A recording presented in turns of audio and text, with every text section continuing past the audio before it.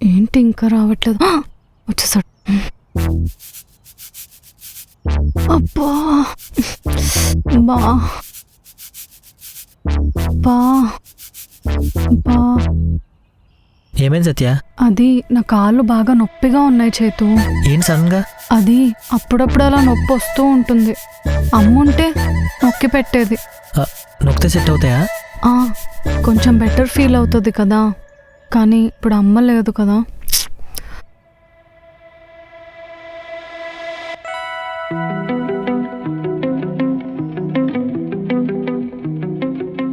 ఏ చేతు, నువ్వు నొక్కుతున్నావేంటి? ఎవరు నొక్కితే ఏంటి? నీ కాళ్ళు నొప్పులు తగ్గాలి కానీ.